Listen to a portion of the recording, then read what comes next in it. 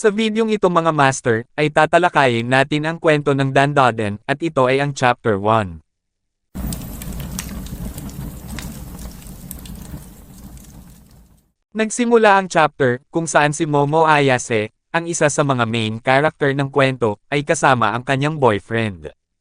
Sinabi ng kanyang boyfriend sa kanya, na sinabi ko na sayo, kung hindi mo ako papahiramin ng pera, ay hindi matutuloy ang ating date pero kung aayusin mo ito at ikaw rin ang bahala sa hotel, ay okay sa akin. Bigla namang sinipa ni Momo at pinagsusuntok ang kanyang boyfriend, ngunit napigilan niyang tumama ito sa kanya. Naiinis si Momo sa mga sinabi sa kanya ng kanyang kasintahan dahil piniperahan lang siya nito. Ang kanyang tinuring na boyfriend ay bigla siyang sinipa, na naging dahilan upang bumagsak si Momo, habang sinabi ng kanyang boyfriend na tigilan mo na ang pagiging ganyan. Tapos na akong makipaglaro sayo. Wala kang pera at wala ka ding maibigay. Parang akala mo naman na may pake ako sayo. Sinabi naman ni Momo na hindi ako natutuwa sayo, bobo. Utak isda. Kinikwento pala ni Momo ang nangyari sa kanilang magkasintahan sa kanyang mga kaklase.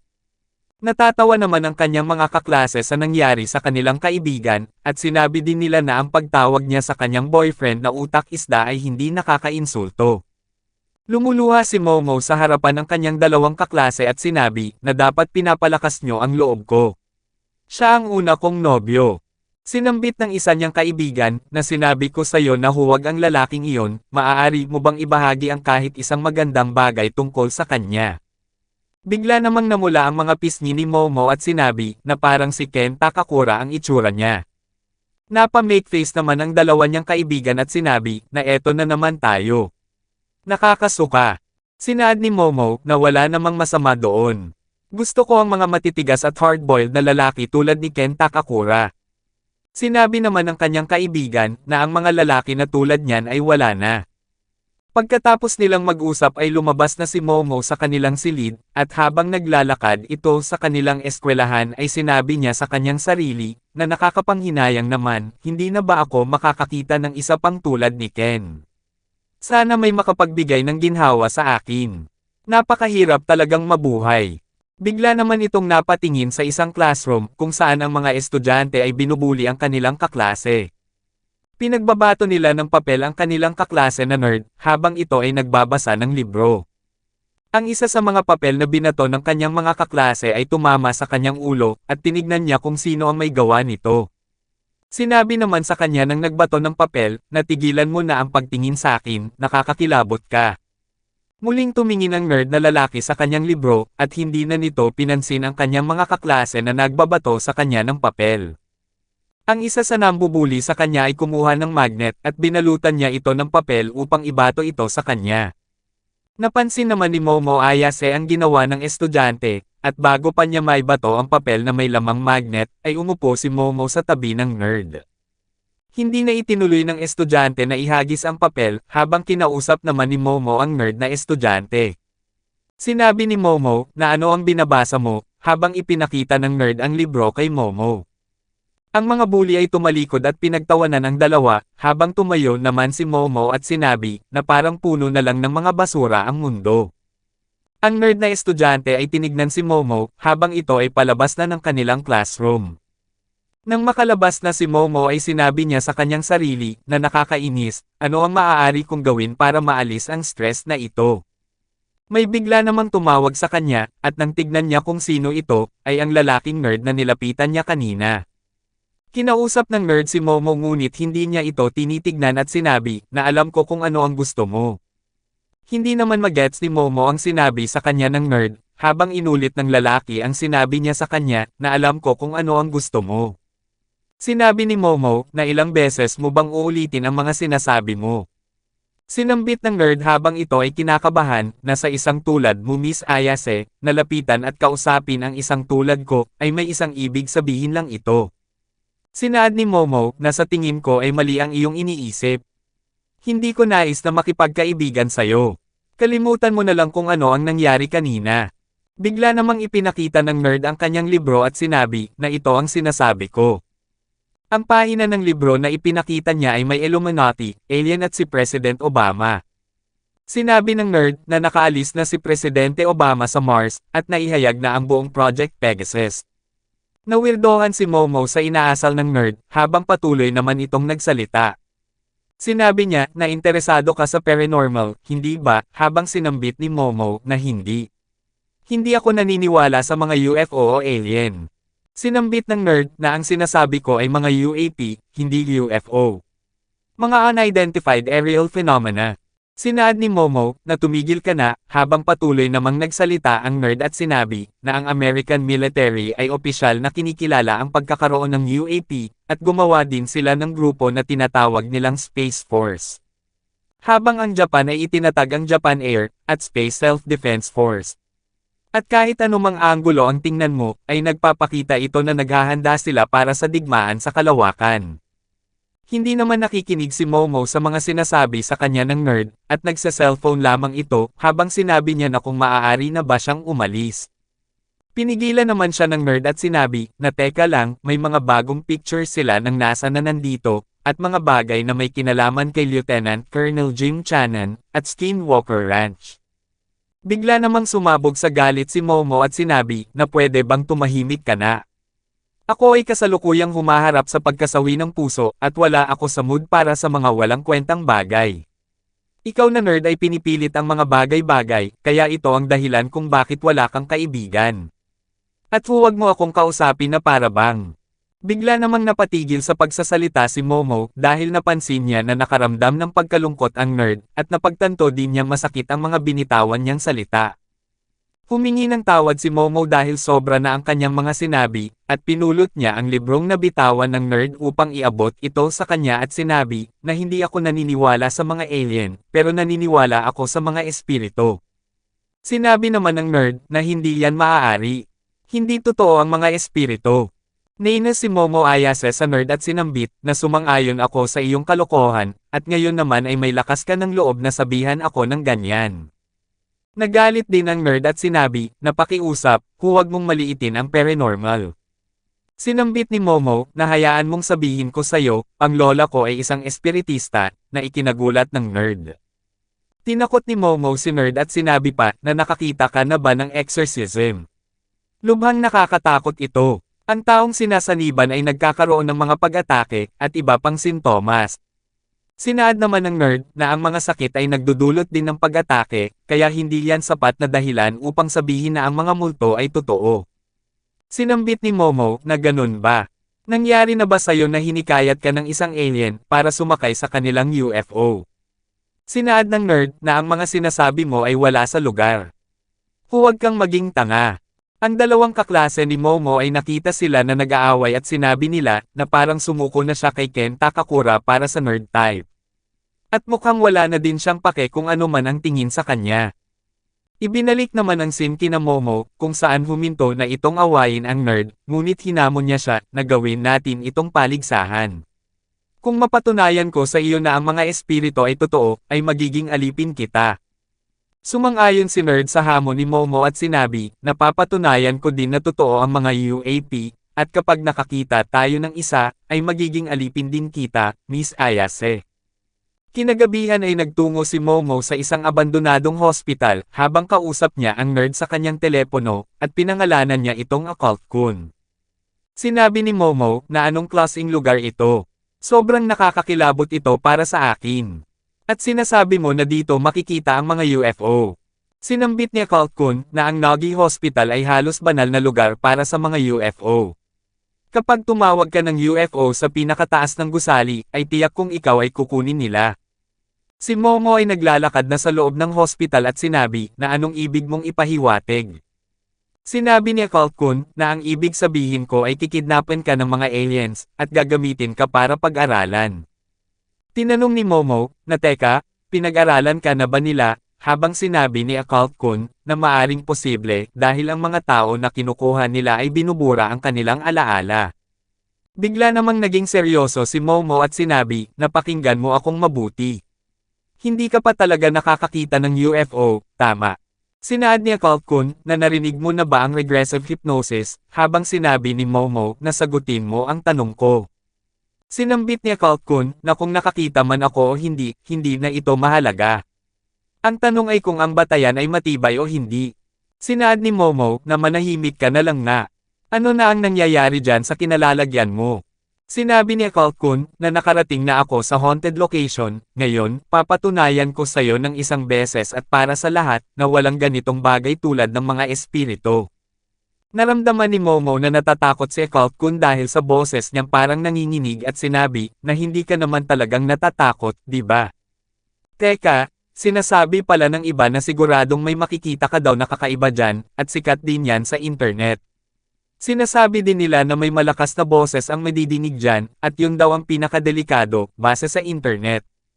Sinaad ni Kalkun na teka, bakit lagi mo nalang sinasabi na base sa internet? Nakakita ka na ba talaga ng multo, Miss Ayase? Sinabi ni Momo na hindi na ikinagulat ni Kalkun at sinambit na may lakas ka ng loob na magsalita ng ganon kanina. Humingi naman ng tawad si Momo habang natatawa ito. Sinabi ni Kalkun na bawiin mo lahat ng sinabi mo.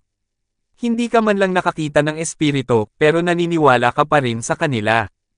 Sinabi ni Momo na hindi ito haka-haka lang, sinabi ko na sa iyo diba na ang lola ko ay isang espiritista at palagi kaming magkasama kasi wala akong mga magulang.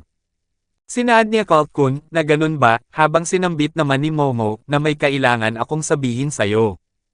Ang pamilya ko ay napaka-weird. Kapag ako ay lalabas ay kailangan ko munang gumawa ng isang ritual. Ang aking lola ang may gustong gawin ko ito, hanggang sa makarating ako sa eskwelahan, ang mga lalaking makakasalubong ko ay pinagtatawanan ako, pero kung hindi ko naman ito gagawin ay magagalit sa akin ang aking lola, at ikinasasama ng loob ko iyon. Ang pinakamasama pa na ang pinakagusto kong lalaki ay ginawa din akong katatawanan. Nang dahil doon, ay kinamumuhian ko ang aking lola, nang dahil sa ritual, ang lalaking gusto ko ay kinamuhian ako. Yun ang akala ko.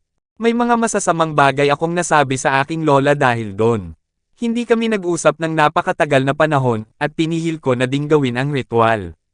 Ngunit naguguluhan ako, dahil kapag pinagtatawanan ang aking pamilya ay naiinis ako. Nang dahil doon ay may napagtanto ako, hindi naman sa hindi ako gusto ng lalaking gusto ko. Kundi na ang lalaking gusto ko, ay ginawang katatawanan ang lola ko, ang talagang kinainisan ko ay nang pagtawanan ng lalaking gusto ko ang lola ko. Ang totoo, palaging espesyal para sa akin ang lola ko at ang trabaho niya bilang isang espiritista, at mahal ko iyon. Kaya hindi pa ako nakita ng isang espiritu, at hindi ko alam kung ang kakayahan ng lola ko na maramdaman ang espiritu ay totoo o hindi. Pero inalagaan niya ako at ako ay pinalaki ng gamit ang kanyang mga kamay, at ang lola ko na iyon ay ang tao na pinaniniwalaan ko. Kaya ako ay naniniwala sa mga espiritu. Ngayon naman, bakit ka naniniwala sa mga alien? Sinabi ni Kalkun na mahalaga pa ba iyon? Sinaad ni Momo na seryoso ka ba? Wala ka talagang rason. Sinambit ni Kalkun na kailangan ba talaga ng rason para magustuhan mo ang isang bagay? Sinabi naman ni Momo na siguro ay hindi. Alam mo bang bumibilis kang magsalita kapag nakikipag-usap ka sa telepono, Kalkun? Sinaad ni Kalkun na talaga ba? Siguro ay madali kang kausap kaya ganon, Miss Ayase. Bigla namang nagulat si Kalkun dahil may isang matandang puti ang buhok ang nagpakita sa kanyang harapan at parang isa itong multo. Sinabi sa kanya ng matanda na hahayaan kitang sumuso sa mga breast ko kung hahayaan mo akong sipsipin ang bagay mo. Narinig din ni Momo ang sinabi ng matanda habang si Kalkun ay napasigaw sa takot. Sinabihan ni Momo si Kalkun na teka, ano man ang gawin mo, huwag ka lang tatakbo. Hindi pinakinggan ni Kalkun si Momo at tumakbo ito upang makalayo sa matanda habang pilit namang kinakusap ni Momo si Okaron upang pahintuan ito. Sinabi ni Kalkun na hindi maaari. Hindi ito totoo, habang sinambit ni Momo na isang matandang babae lang yan, nakakasiguro ako. Nakalabas na si Kalkun sa haunted location, at pinipilit niya ang kanyang sarili na isang matandang babae lang ang kanyang nakita. Sinakyan ni Kalkun ang kanyang bike, habang gusto namang pahintuan ni Momo ito sa pagtakas, dahil base sa internet ay sobrang napakadelikado. Sinabi naman ni Kalkun na mali lang ang pagkakaintindi ko, isang pagkakataon lamang ito na makatagpo ng isang malibog na matandang babae. Patuloy namang pinayuhan ni Momo si Kalkun at sinabi na huwag mong hahayaang maunahan kanya kahit paano ang mangyari. Kung matatalo ka sa karera kay Turbo Granny, maglalagay siya ng sumpa sa'yo. Bigla namang naputol ang pag-uusap ng dalawa sa telepono na ikinabahala ni Momo. Nagmamadali si Momo dahil nais niyang puntahan si Occult Kun upang tulungan ito. Bigla naman itong napahinto dahil may tatlong magkakamukhang lalaki ang lumitaw sa kanyang harapan. Nawirdohan si Momo sa itsura ng mga tao na nakita niya at nakaramdam din ito ng takot kaya napagdesisyonan niyang tumakbo papalayo sa kanila. Bigla namang hinabol ng tatlong misteryosong tao si Momo at pinagpupunit ang kanyang suot na damit. Dinala nila ito sa isang silid at tinali ang kanyang mga kamay at paa habang nakasuot lamang ito ng bra at panty. Sinabi ng isa sa mga lalaki sa kanya na hello sa'yo, babae. Kami ay Serpo Ians. Tinatawag kaming ganoon dahil nanggaling kami sa planetang Serpo. Nagulat naman si Momo sa kanyang nalaman at napaisip ito na isa silang aliens. Sinambit ng Serpo Ian na pakiusap, huwag kang matakot dahil pala kaibigan kaming mga tao.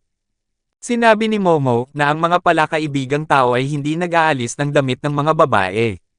Nasaan ang mga damit ko?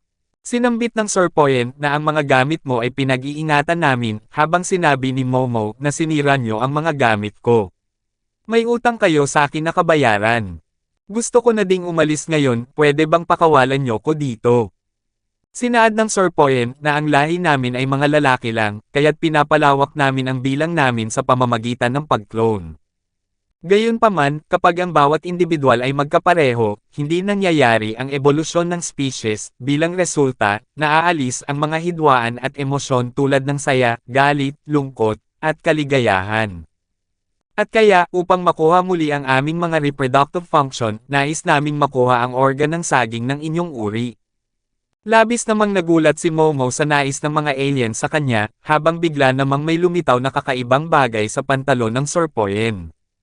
Sinabi nito, na ngayon ay isasagawa na namin ang akto ng pakikipagtalik, pagkatapos makipagtalik sa iyo, kukunin namin ang iyong sinapupunan at organ ng saging para sa aming pananaliksik. Habang pinipilit na tirahin ng alien si Momo, ay nagpupumiglas naman ito at sinabi sa kanyang isipan, na parang hindi naman. Oo, nakipag-date ako sa isang tunay na masamang tao, pero nagawa ko pa ring lumayo na buo pa rin ang aking virginity. Napanatili ko ang aking virginity para sa Ken Takakura na hindi ko pa natatagpuan, at hinding-hindi ko hahayaang kunin ito ng mga nakakakilabot na alien. Ang mga Serpo iyan ay hinawakan ng ulo ni Momo at sinabi, na upang pasiglahin ang iyong pagnanasa, ang iyong brainwaves ay may psychokinesis. Ngayon, kamusta na? Ang katawan mo ay unti-unting umiinit, hindi ba? Pilit namang pumapalag si Momo, para sa Ken Takakura na hindi pa niya natatagpuan. Sinabi naman ng mga alien, na pinipigilan mo ang aming psychokinesis. Anong kahangahangang lakas ng loob, gayunpaman, ay sisimulan ko na. Nang malapit ng ibaon ng Serpo iyan ang kanyang saging, ay biglang tumunog ang telepono ni Momo, at napatigil ang mga aliens. Ang tumatawag sa telepono ni Momo ay si Occult Kun, habang kukunin ng Serpo iyan ito at sinabi na ang telepono niya. Tila isang tao na may pangit na timing. Bago pa makuha ng alien ang cellphone ni Momo, ay biglang lumabas ang matandang babae na nakita ni Occult Kun sa haunted location, at kinagat ang kanyang maselang bahagi. Tuluyan nang lumabas ang matandang babae sa telepono ni Momo, at sinira ang ari ng Serpo iyan, at tumilapon din ito papalayo. Bigla namang nagsalita ang matandang babae at sinabi, na Miss Ayase. Pasensya na, dahil sa espiritu, at nauwi ako sa pagiging sinumpa ng Turbo Granny. Ang matandang babae pala, na nakita ni Occult Kun ay sumanib sa kanya. Nagpasalamat naman si Momo sa pagdating ni Occult Kun, at sinabihan niya siya na tulungan siya. Sinambit ng Serpo iyan, na sino ka? Isang transportation gamit ang cellphone na isang teknolohiya na wala pa kami. Sinabi ni Occult Kun, na tulungan mo ako. Hindi ko magawang makontrol ang sarili ko. Ang mukha ni Occult Kun ay tuluyan nang nawala at sinabi ng matandang babae, na hayaan mong sipsipin ko ang bagay mo. Sinaad ni Momo, na magpakatino ka Occult Kun, habang sinabi ng Serpo iyan, na tao na lalaki, wala kang pahintulot na pumasok sa lugar na ito, umalis ka kaagad, kung hindi, kukunin namin ang iyong organ ng saging. Ang mga Serpo ians ay nagbago ng itsura, at parang mga palaka sila na may halong zebra. Nagpakawala ng mga atake ang mga alien patungo kay Occult Kun, na tinawag nilang Six Sensory Organs. Naiiwasan naman ni Occult Kun ang mga binato nilang pag-atake, habang napahangan naman ang mga alien sa kanya at sinabi, na napakabilis niya.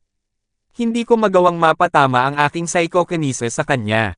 Bigla namang napunta si Occult Kun sa ibaba ng isa sa mga alien at kinagat ang ari nito, hanggang sa matanggal niya ito. Labis namang nababahala ang isang alien sa ginawa ni Occult Kun, dahil napakahalaga ng kanilang banana organ para sa kanila. Inihanda rin niya ang kanyang sarili upang magpakawala ng pag-atake kay Occult Kun, na tinawag niyang Serpoian Form Survey Method. Hindi naiwasan ni Occult Kun ang atake, at bumaon ito sa pader. Labis na dinamdam ni Occult Kun ang ataking tumama sa kanya, habang nababahala si Momo para sa kanya. Sinabi ng Serpoian na hindi pa kami nakatagpo ng ganitong pisikal na agresibong tao, nakataguyod kami ng magandang relasyon sa sangkatauhan, kaya't pakibigay ang iyong organ ng saging. Sinambit ni Occult Kun na maaari mo itong kunin. Kung akin ito na maibibigay, makakakuha ka ng kahit ano na gusto mo. Sa buong buhay ko, gusto kong makilala ang mga alien. Wala akong mga kaibigan, kaya naisip ko kung totoo ang mga alien, baka maging kaibigan ko sila. Simula pa noong elementarya, nakatingin ako sa langit at humihiling na dumating ang mga UFO. Pero hindi sila dumating. Kahit gaano ko sila tinawag, hindi sila kailanman nagpakita. Binubuli ako ng mga tao para sa kasiyahan at hindi ako pinansin ng mga alien. Walang sino man ang kumilala sa aking pagkakakilanlan. Pero si Miss Ayase ay talagang tumindig para sa akin. Kaya huwag mong hahawakan siya. Kung sasaktan mo siya, hindi ka makakaligtas dito. Magiging halimaw ako kung para sa kanya. Sinambit ni Momo na kaya mo yan, Occult Kun. Ipakita mo sa kanila kung anong klaseng lalaki ka. Bigla namang nagbato ng kaparehong atake ang Serpoian, at tumama ulit ito kay Occult Kun. Sinabi ni Occult Kun na Miss Ayase, parang hindi ko na kayang gawin ito pagkatapos ng lahat. Nagulat si Momo sa sinabi ni Occult Kun at sinambit na para bang masyadong mabilis ang iyong pagsuko. Sinaad ng Serpoian na hindi magiging sapat ang isang barbarong tao tulad mo para sa isang kaibigan, higit pa rito, mas gusto namin ang mga babae kaysa sa mga lalaki. Ngayon, muli kong pasisiglahin ang iyong pagnanasa. Habang nagpupumiglas si Momo, ay naalala niya ang turo ng kanyang lola sa kanya. Sinabi ng kanyang lola na ngayon, ilabas mo ang iyong chi o life force. Sinaad ng batang Momo na ayoko. Araw-araw na lang akong pinagtatawanan ng aking mga kaibigan dahil dito. Sinambit ng kanyang lola na ano ang sinasabi mo. Kung palalabasin mo ang iyong chi, walang sakit o aksidente ang mangyayari sa'yo. Walang masama ang makakalapit sa'yo. Una, ituon ang iyong enerhiya sa ibaba ng iyong tiyan, pagkatapos ay isipin mong ang iyong chi ay umuusok mula sa tuktok ng iyong ulo. Ang mga kaklase ni Momo ay nakita ang kanyang ginagawa, at pinagtawanan nila ito dahil mukhang tumatawag na naman daw siya ng aliens o kung anuman. Nang dahil dito, ay lalong nainas ang batang Momo sa pinapagawa ng lola niya sa kanya, at hinding-hindi na niya daw gagawin ito magpakailanman. Nagalit din si Momo sa kanyang lola at tinawag niya itong peking espiritista. Bumalik na ang scene sa kasalukuyan, kung saan sinabi ni Momo sa kanyang isipan, na bakit ko naiisip iyon sa ganitong oras. Pasensya na, Lola, nahihiya lang ako noon, iyon lang. Ituon ang iyong enerhiya sa ibaba ng iyong tiyan, pagkatapos ay isipin mo ang iyong chi. Pagkatapos mag-focus ni Momo, ay may malakas na puwersa ang lumabas sa kanyang katawan, at ang makina na pumipigil sa kanyang pagkilos ay nasira na ikinagulat ng lahat. Manghang-mangha si Occult Kun sa nagawa ni Momo at sinabi nito, na Miss Ayase, mayroon ka palang paranormal abilities. Hindi rin inasahan ni Momo ang abilidad na kanyang nagawa, habang sinabi ng kanilang kalaban, na anong nangyari. Ang aking psychokinesis ay naglalaho. Paano nangyari ito? Ang tao na ito kanina ay walang kakayahang alisin ito. Maaari kayang na-overstimulate ko ba ang brainwaves niya gamit ang aking psychokinesis, na naging dahilan para bumukas ang chakra ng babaeng iyon. Sinabi naman ni Momo na si Lola ay isang tunay na espiritista. Salamat Lola. Ngayon, mapapalipad ko na ang mga walang kwentang to papunta sa susunod na taon. Naglunsad ng napakalakas na sipa si Momo sa Serpoian na kaharap niya, at lumipad ito ng napakalayo na naging dahilan upang masira ang kanilang spaceship. Hindi naman inasahan ni Momo na nakasakay pala sila sa isang UFO spaceship, habang kinausap naman niya si Occult Kun upang kamustahin ito at sabihan din na kailangan na nilang umalis. Bigla namang inatake ni Occult Kun si Momo at kinagat niya ang kanyang kamay. Sinabi ni Momo, na ano sa tingin mo ang iyong ginagawa, sira ulo ka. Magpakatino ka, anak ka nang. Ang isang palad ni Momo ay inilapat niya sa noo ni Occult Kun, at naglabas ito ng chi na naging dahilan upang maitulak ang matandang babae sa katawan ni Occult Kun. Napansin ni Momo na unti-unti nang umaatres ang Turbo Granny sa katawan ni Occult Kun, habang nagsalita naman ito at sinabi, na sino kang uod ka. Unti-unti nang humihiwalay ang matandang babae sa katawan ni Occult Kun, at may mga bakas ito sa kanyang mukha. Sinabi ni Momo, na ang sumpa ay hindi pa din naaalis, ngunit ang matanda ay parang umalis na sa kanyang katawan. Bago pa tuluyang maglaho si Turbo Granny ay muli itong nagsalita at sinabi, na hawak ko na ang kanyang bagay, hanggat hawak ko ito, mananatili ang sumpa sa bata. Kung gusto mong ibalik ang kanyang bagay, pumunta ka sa tunnel, masyadong malayo ang lugar na ito para sa akin, sa tunnel, tatanggapin ko ang kahit anong kaya mong ibigay. Ikaw na nakakainis na babae. Si Occult Kun ay parang nananaginip na tumatakbo, habang sinabi ni Momo sa matanda, na sinong tinatawag mong nakakainis na babae, ikaw na matandang sira ulo. Ibalik mo sa kanya ang bagay niya. Matapos maglaho ng matanda ay biglang may sumabog sa kanilang sinasakyan, na ikinabahala ni Momo. Sinabi ni Momo kay Occult Kun, na kailangan na nating umalis dito, dahil kung hindi ay mamamatay tayo. Magpakatino ka, Mangmang. Kailangan nating tumakbo. Ang UFO spaceship ay bumagsak sa itaas ng gusali, habang ang dalawa nating bida ay nakaligtas. Sinambit ni Momo, na iyon ang pinakamasama. Ngayon, tiyak na naniniwala na ako sa mga alien, dahil sa nangyari sa akin. Sinaad naman ni Occult Kun, na tiyak na naniniwala na ako sa mga espiritu, dahil sinumpa ako ng isa. Habang ginagamit ni Momo ang kanyang kapangyarihan kay Occult Kun, tinanong niya ito kung ano na ang kanilang gagawin, habang sinabi ni Occult Kun, na magandang tanong yan. Sinaad ni Momo, na kailangan kong kontrolin ang sumpa mo gamit ang aking mga kapangyarihan o magiging berserker ka na naman. Humingi ng pasensya si Occult Kun kay Ayase, habang sinabi ni Momo, na nawala ko ang aking uniforme, wallet, telepono, lahat. Tinanong ni Occult Kun, na ano sa tingin mo ang maaari nating gawin upang mapawi ang sumpang ito. Sinabi ni Momo, na isa lang ang bagay na maaari nating gawin, talunin si Turbo Granny, siya ang sanhi nito. Sinaad ni Occult Kun, na naintindihan ko, sige, aalis na ako, habang sinabi ni Ayase, na bakit aalis ka na nga. Sinambit naman ni Occult Kun, na Miss Ayase, pakisuot ang aking mga damit at umuwi ka na, habang sinabi ni Momo, na teka lang, kung wala, ako ay muli kang mawawala sa katinoan. Sinaad ni Occult Kun, na lahat ng nangyari ay kasalanan ko, at ayaw kong madamay ka pa rito, magiging matatag ako na pumunta sa tunnel, at pagkatapos noon, malulutas ko ito sa kahit anong paraan. Sinabi ni Momo, na bakit hindi mo ako tinatanong na sumama. Pagkatapos ng nasaksihan ko, hindi ko basta-basta na lang naiwan ka. Saka kung hindi ako nandyan, baka patay ka na, alam mo ba? Hindi ba mas mabuti kung magtulungan tayo? Sinambit ni Occult Kun, na sigurado ka. Kahit na tumulong ka sa akin. Pinahinto naman ni Momo si Occult Kun sa pagsasalita at sinabi, na sige na, suotin mo na ang damit mo, at umalis na tayo. Humingi naman ng tawad si Occult Kun kay Momo at sinabi, na ako ay isang mahiyain na tao, pagkatapos ng lahat.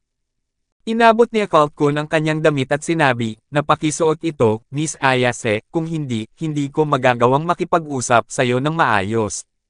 May bigla namang naramdamang kakaiba si Momo at sinabi nito sa kanyang isipan, na bakit bumibili sa pagtibok ang aking puso. Hindi ganon. Nagulat lang ako nang sabihin niya ang linyang iyon tungkol kay Ken Takakura, iyon lang, magpakatino ka, Momo, okay. Sinabi ni Momo Ayase kay Occult Kun, na alam mo, ngayon na naiisip ko ito, ano nga ulit ang pangalan mo? Talagang makakalimutin ako pagdating sa mga pangalan. Sinambit ni Occult Kun, na ang kanyang pangalan ay Ken Takakura, na labis na ikinagulat ni Miss Momo Ayase. Dito na natatapos ang unang chapter ng Dandadan. Paki-like and follow naman po ng ating Facebook page, nasa description po yung link. Muli huwag kalimutang mag-like, comment, share at subscribe sa ating channel. Salamat!